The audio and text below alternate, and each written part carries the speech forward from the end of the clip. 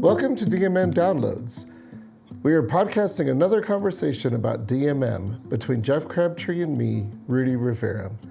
Jeff and I are teamed together in Northern Colorado in a ministry we call DMM NOCO.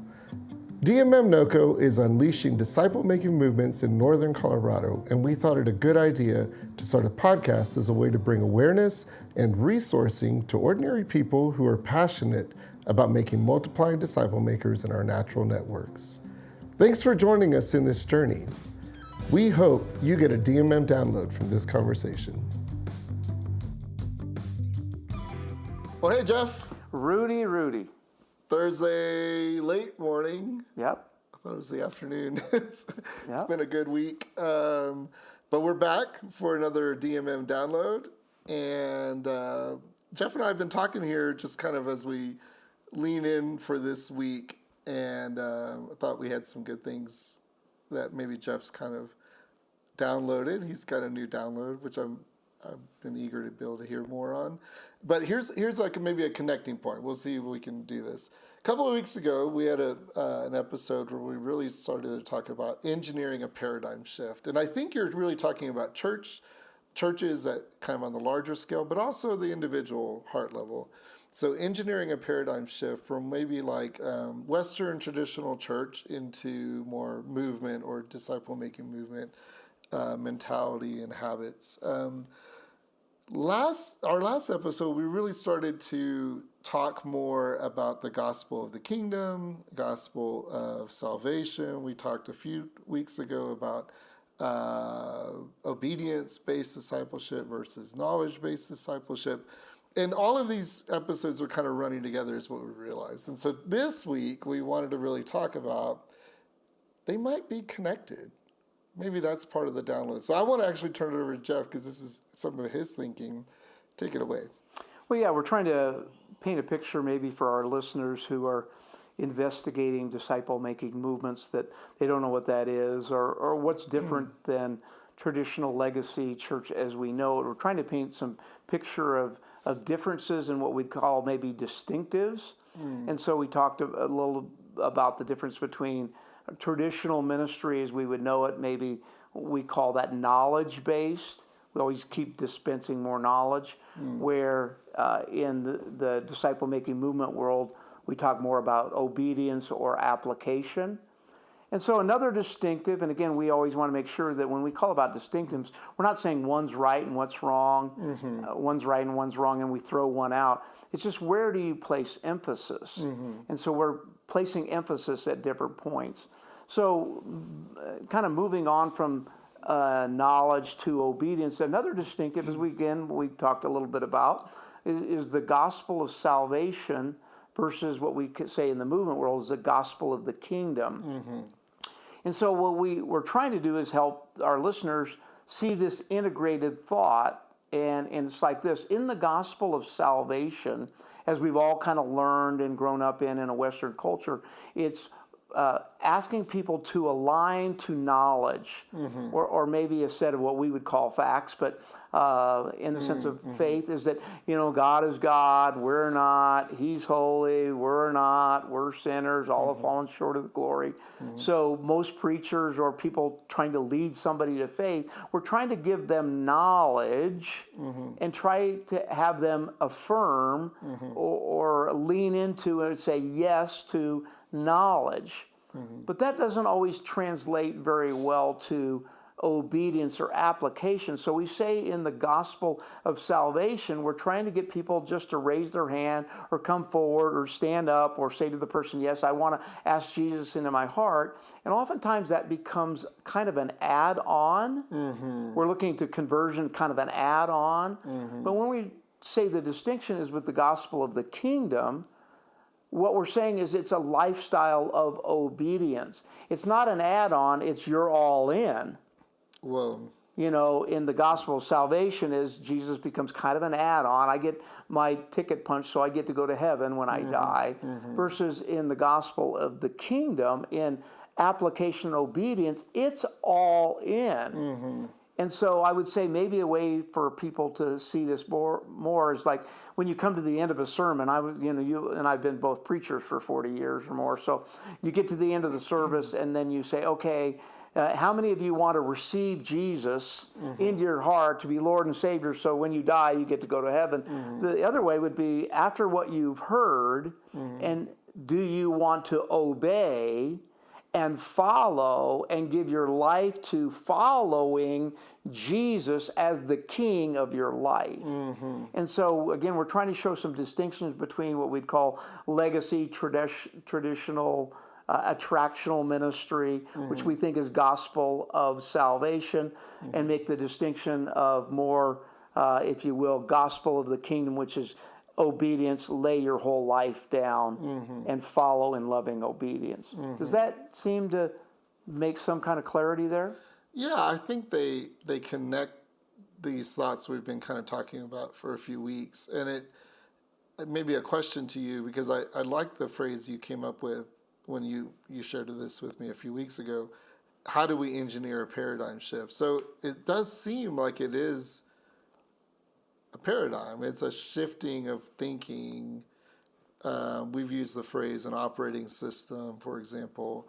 Do you want to kind of share that a little bit more, maybe give that analogy, or just share more about the paradigm idea? Because, we're really talking about how do we see a change in terms of how we normally think about these things.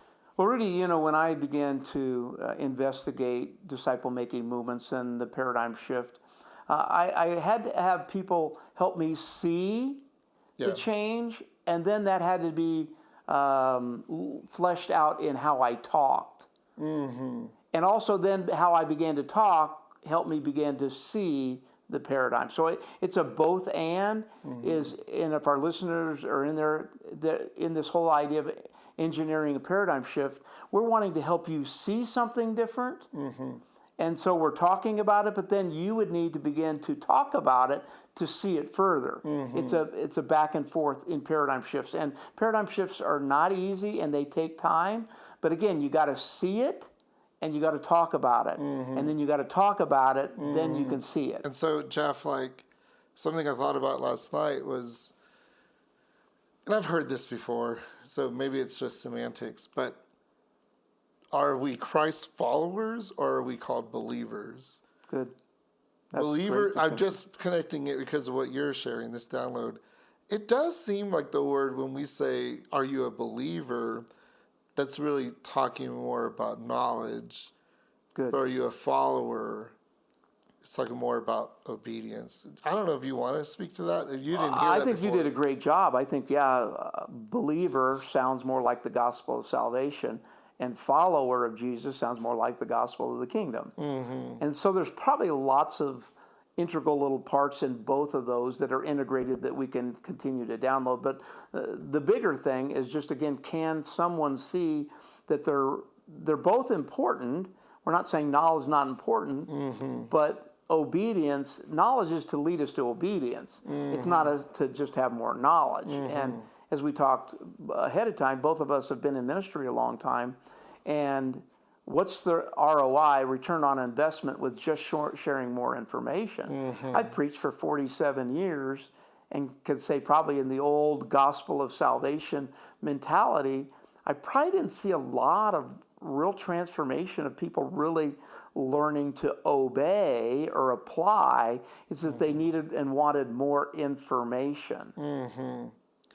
And I would say, and we mentioned this before, and I've heard this said by much smarter people than me, but when we read the scriptures, because all of us want to see the scriptures, drive how we think about life. I think that's kind of a common Christian mentality.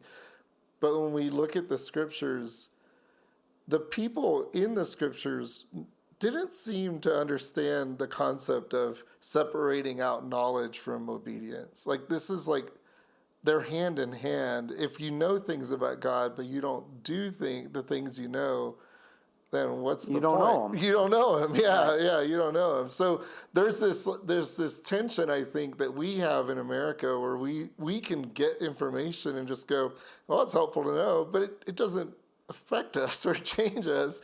And in that case, then we just say, well, do you really even know that information, or that is it even helpful to know that information? And that in a world where knowledge is easily accessible, it's at our fingertips. It's almost seems more dangerous, right? Like we know a lot of things, we just don't do anything with it, or do very little with it. That's not how the biblical world. That's not the world of the Bible. In other words, these people seem to be very connected to knowing things and doing things. Yeah, I would agree. And we've talked about this before, I think, on a podcast, that the old leadership statement is start with the end in mind. Yeah. Well, what's the end goal here? Do we just want to get people to believe so somehow they get to heaven? Mm-hmm. Or do we want them to truly yield to a lifestyle of obeying the King, because he will lead them to not only a purpose in eternity, but a purpose here. So again, we're not throwing one of them out. We're placing more emphasis. And in the disciple-making movement world, we're putting more emphasis in the gospel of the kingdom, which is obedience and application, because we believe that leads to a dramatic difference that sometimes we don't see in just simply knowledge or the gospel of salvation. Yeah. Because you and I have been talking about these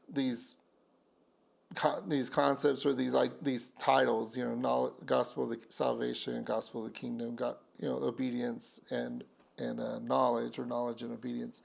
I really like that you came here today and said, I think they're connected, and we suspect maybe others are connected as well, as we start to unpack some of these principles for engineering paradigm shifts in churches or in people. As we sort of move towards closing this episode, is there anything you want to kind of share more in terms of your download? Because this is kind of fresh thinking for you too. Any conversations or anything you've been thinking about that maybe you could just draw out a little bit more for anybody listening? Well, we've said a concept in the disciple-making movement world is we're always learners. We're lifelong learners. Mm-hmm. So I certainly don't say I've arrived, but I would be very transparent to say that I know a lot of these distinctives and differences between kind of what we'd call attractional, traditional legacy ministry versus disciple-making movements. But I didn't see maybe how they integrated quite as much, that they really are two different operating systems. Mm-hmm. And so we've got to know the difference, because, again, Apple and Android don't connect well. Mm-hmm. They're just two different operating systems. Mm-hmm. So we're just leaning into, we believe there's a different operating system to gospel in Western culture 2025, and we've thrown our chips in, we're leaning in, we're learning, we're growing, and we want some others who may want to learn to come along and learn with us. Yeah, so I would say, as if you're listening and you're thinking of the paradigm shifts, or you're leaning in the DMM and you're going, whoa, I'm feeling kind of upside down, and left is right and right is, I would just say I feel very similar to you. I've been there for several years, but as Jeff and I are leaning in more and more, we're working together here in Northern Colorado, it does seem like there is a paradigm shift required if you're going to lean into away from, or towards DMM, out of a legacy thinking. I've had plenty of conversations with myself and others who have grown up in church in America, and we've been taught a certain way, we've lived a certain way, we've kind of emphasized certain things. But as we're sort of looking at DMM together, we're saying it does seem like there's some paradigm that has to change if we're going to lean into movement. And one more thing I'd add to that, in the way we talk about our habits training, so here's a chance to plug our habits training again. If you've been listening and you're leaning into DMM, I want to keep encouraging our habits training, because we think it's a pathway. It gives you practical steps. It puts it right in front. It's easily accessible. You could either do it in our self-paced course, or you can get in touch with us. We can run a course with you. But the thing I want to highlight as it relates to today's episode is it does help you frame in the paradigm shift. And because of that, we do recommend you take the course several times. Because for most of us, one episode of listening to this download, 2 episodes, maybe a year of leaning in, one time going through the habits training, it's usually not enough to engineer a paradigm shift towards DMM. But I wanted to plug that for us as we kind of close out. Thanks, Jeff, for another download. Thanks, Rudy. Thanks, Jeff, for that engaging download. In DMM, we like to say that disciples are learners. I know I'm learning a lot from my conversations with you, Jeff. From all of us in DMM NoCo, we hope you got a DMM download from the conversation today. Don't forget to leave this podcast a review wherever you are listening online.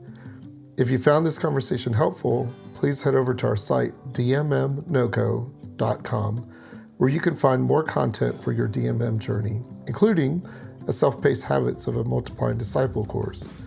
The course is designed to give you practical next steps to becoming a DMM practitioner and multiplying disciple maker. You can take that course for free at dmmnoco.com.